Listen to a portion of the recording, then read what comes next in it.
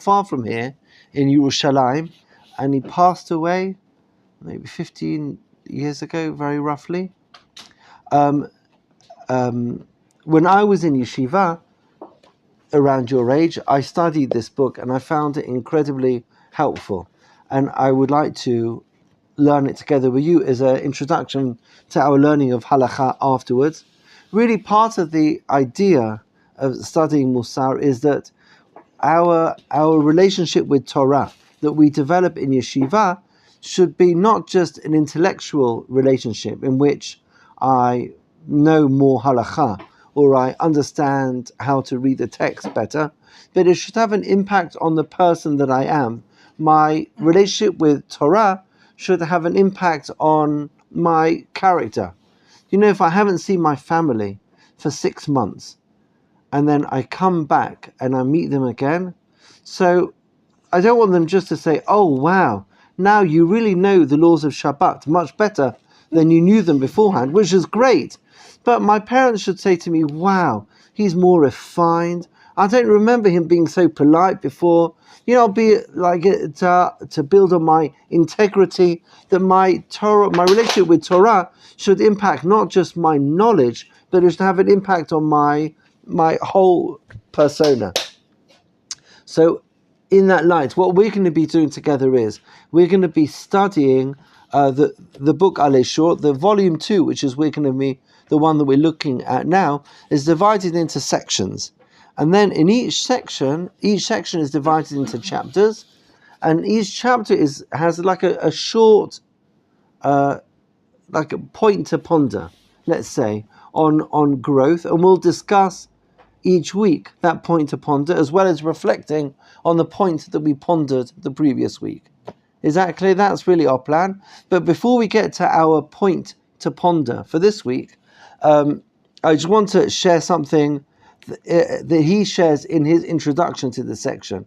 Because we're only learning quite, really just a couple of minutes each week, if we were to read everything, we wouldn't really get past the introduction until now, between now and the summer. But if our goal is to finish the section, I'm going to have to read it beforehand and then just summarize parts of it with you. Okay, so the first point I just want to mention is that Rav Shlomo Wolbe, coming from the great Musar tradition of Rav Yisrael Salanta, speaks about Chochmat Musar. Chochmat Musar is the wisdom of ethical behavior. And I suppose his question that he is discussing over here is, what wisdom do you need in order to behave in an ethical manner? Often ethics is just a question of willpower. I don't need wisdom to know how not to lie, or how not to steal, or how to be a mensch. I just need to push. I need the strength of character. But would I call the study of ethics wisdom? It's not. So he questions that term of wisdom. Is wisdom the term that I would use to discuss sort of learning about Jewish ethics, learning about Musar? And Rav Shlomo Wolbe explains, yes, you very, very much do need wisdom in order to navigate my ethical growth. And why is that the case? He gives, this is in volume 2, page 187, he gives a beautiful analogy. Apparently there's a fable from some country about a person who's going on a journey to a far off land, and he has to get from where he is now to this far off land, and in order to get from where he is to this far off land of treasures and wonderful things, Machomehi is probably there on the I'm trying to think of the most incredible thing that you could want to get to. Anyway, so that's there. And how does he have to get there? He has to travel on water. And he's traveling through a very narrow body of water. On one side, there's huge, huge icebergs. And on the other side, there's also huge, huge icebergs.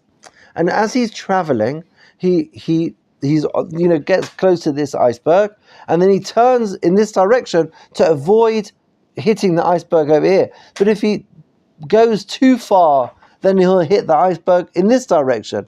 And therefore he has to very carefully navigate this strait between the two icebergs, because if he pushes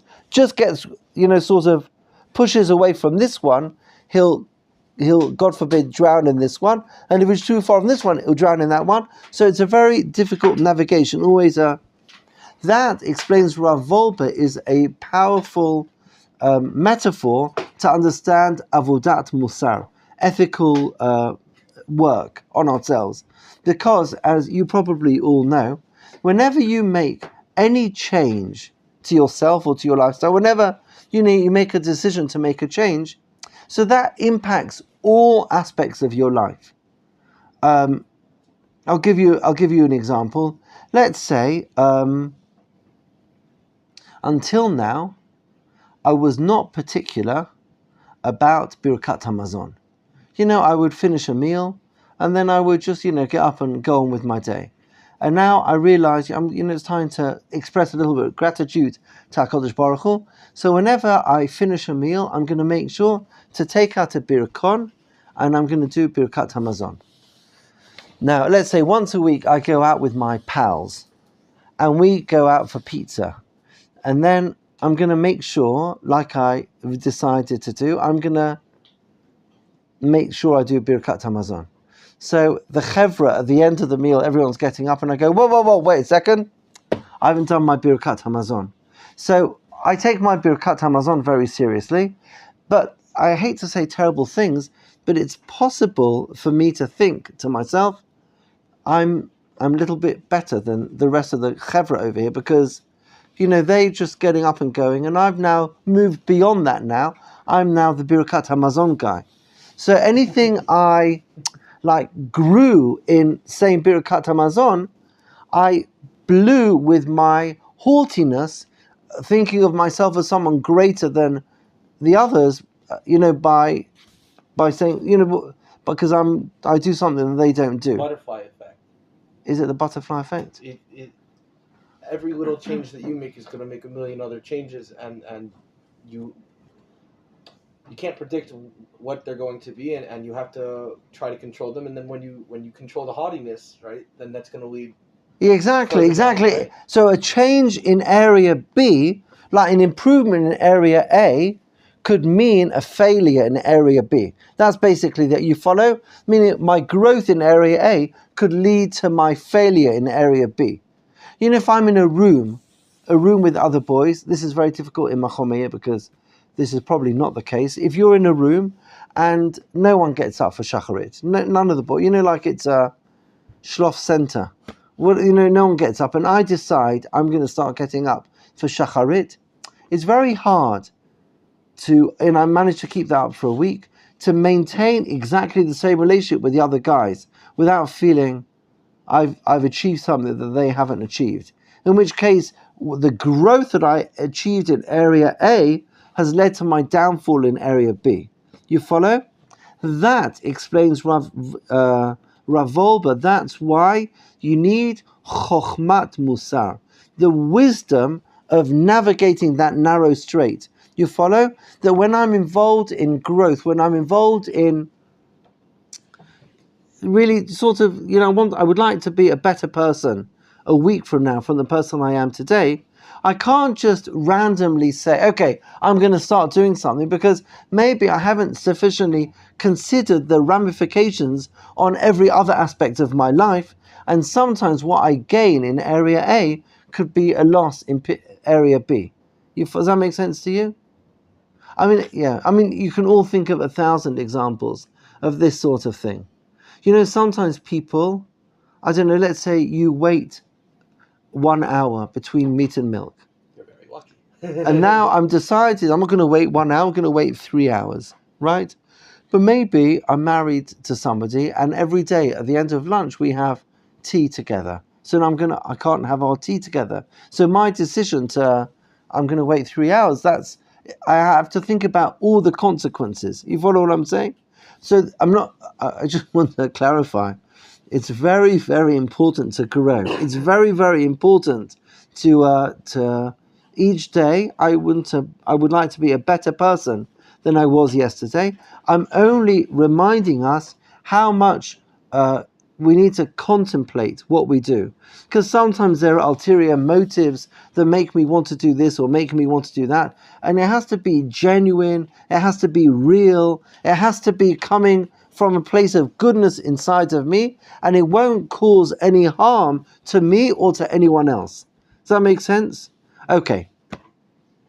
This is all by way of introduction to the wisdom with which Rav Volber will guide us through growth. Okay, I want to add one more point of introduction before we get to our point to ponder. Okay. So the second point is, and it's a very, very, very important point, there's a chapter that he calls Ma'asim Ktanim. The first guideline, and this isn't really a point to consider, this is really guidelines in all areas of growth, and that is, it only works when you take small steps. Small steps, the smaller the step, the less the butterfly effect, if you want to call it, or the bigger impact it's going to have. I want to, effect. Maybe domino effect. Yeah, domino effect. Yeah, that's not bad. Yeah. Domino effect. Yeah, the more private, the more it affects just me and not the rest of the world. So then the more powerful it will be. Does that make sense to you? Things like, let's say I wear a very small kippah, right? So to wear a big kippah is everyone sees it straight away. But maybe a better start would be to, let's say, Kriyat Shema in bed before I go. No, what? Because there's a difference between something that only I see and something that everybody will see. You follow? When think about the impact on myself, the impact on everybody else, what's going to happen around it. You follow what I mean?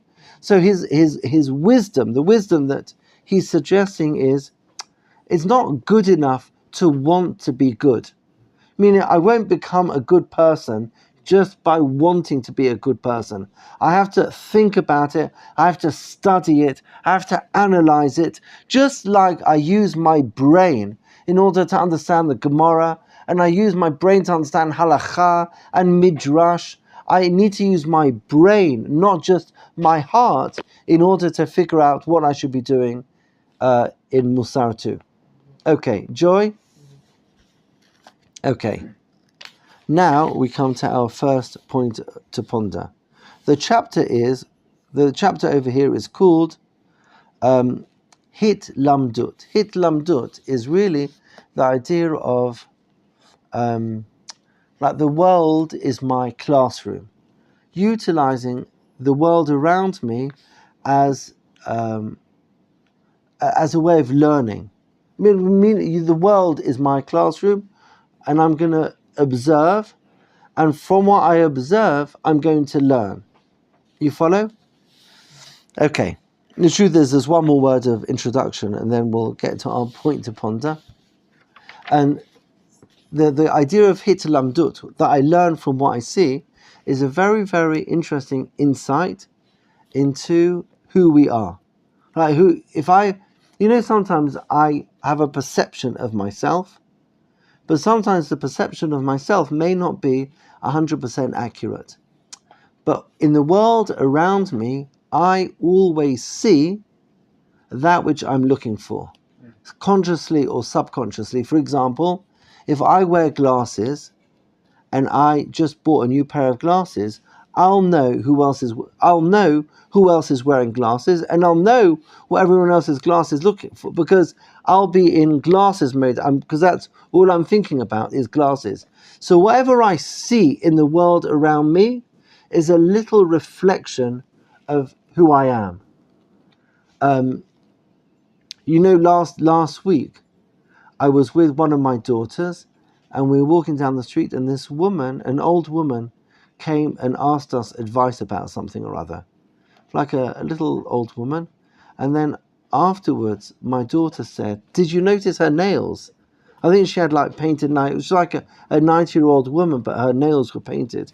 But I didn't notice that. But she, who paints who does care about her nails, she noticed that because that's what she sees. But if that's not something that you think about, so you don't notice it. Now, I'm afraid to say this can be sometimes alarming to us because sometimes I'll see stuff and I'll notice stuff. It means that's on my mind. You understand? And sometimes it can be upsetting because I can see or notice stuff and then other people never saw it or never noticed it, which means that that's something I think about as opposed to other people. It's not on their radar. So it's a very helpful tool with which to understand ourselves. You follow? Okay. With that, we come to our the first paragraph of contemplation, and this is what we'll think about for the next week. So he says, I'm going to read. Natchil avodatenu b'davar kal. We're going to start with something simple.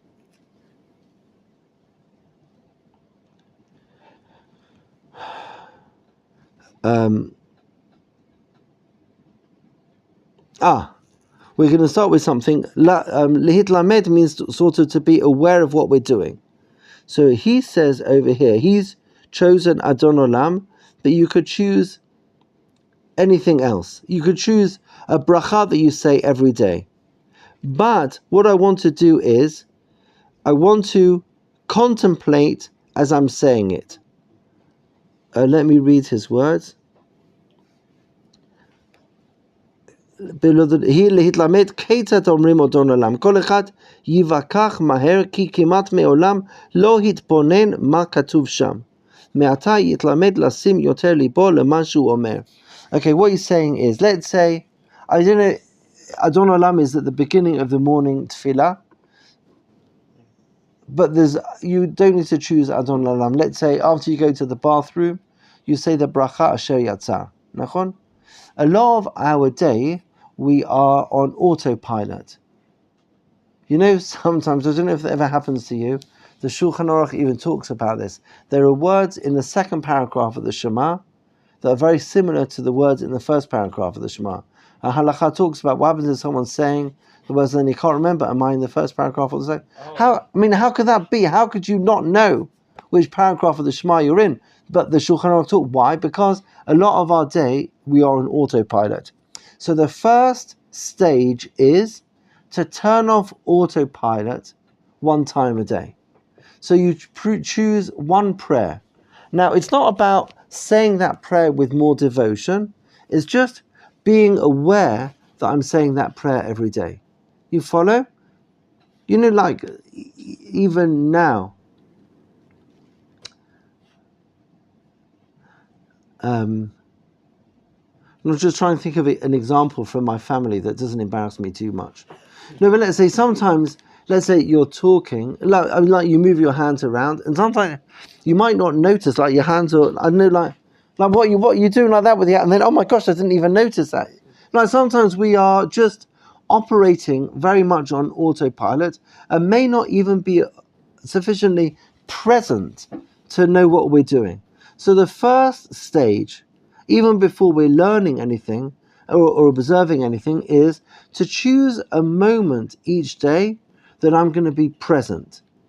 So the prayer that he has suggested is the prayer of Adon Olam that we say at the beginning of the day. You could use any prayer that you say every day, but choose it. And during the course of the next week, I'm just going to be aware that I'm saying that prayer.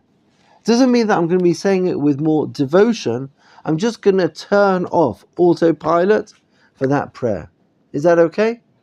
So that is our first task. With that, we will pause. I've finished what I wanted to say. Does anyone have any comments, any thoughts on what we've just said until now? Sometimes it's hard to be like aware of what you're doing because sometimes it's just the reflexes is doing it. Yes, for sure, definitely. I think that's exactly what we're going to work on. Because I have a work before in Philippines, and we're all like guys, and there's like the someone is teaching us like in the company, and my reflex is I accidentally touched my colleague's hands, and I didn't notice, and everybody's looking at me because they're thinking something about me, and I was like not noticing, just listening, and then trying to focus. And after that, they just looking at me like very very weird. I Yeah, said, "Oh, sorry, sorry, I didn't mean to touch your hand." yeah, exactly. It's out of nowhere. It's very weird. Yeah, so sometimes much of what we do we're not aware, as it's a process. But the first stage is just to be aware. It almost sounds like it's touching on the topic of meditation. That that you're, because what is meditation? Meditation is focused thought. It's awareness, right? Exactly. And so it's Musar, but it's also an active thing. It's an active meditation. Yeah, yeah. I'm wondering. I'm just thinking. I do like what you're saying, but I think soon he'll take it in a different direction. So I think in meditation, not that I understand these things very well, is about a state of mind, about sort of like calming, like sort of to sort of it's a healthy way to engage with the world. Turn off the autopilot and be in control of your thoughts, right? And I think one of the first, I'm reading this book on Jewish meditation, and the first exercise that they tell you to do is to try to think nothing. And that's almost impossible for all of us because our minds are on autopilot. The second task is to close your eyes and try to just pin down one image and hold that image. And you think, oh, that can't be so hard, and then you realize it is, because we don't realize how not aware we are of what's happening in our own minds. So it sounds like he's trying to do the same thing, to bring awareness to where we are in our minds, and to help sharpen us so that we're That's aware interesting. of where we are. I never thought that's a very interesting parallel. We, in our discussion, are very quickly going to go in a different direction, because we're not trying to reach a state of mind of peace or sort of like control over our thoughts. It's just about being more present. Even when I'm speaking to other people, just being more present and less autopilot in our interactions, not just during a meditative moment. I think it's a shared goal, because I think the point of meditation is to take what you do in that exercise and then to make that into what your subconscious does normally. Okay. Perfect. To reprogram the brain. Perfect. That's an excellent parallel. Perfect. Okay, thank you all very much. We'll pause.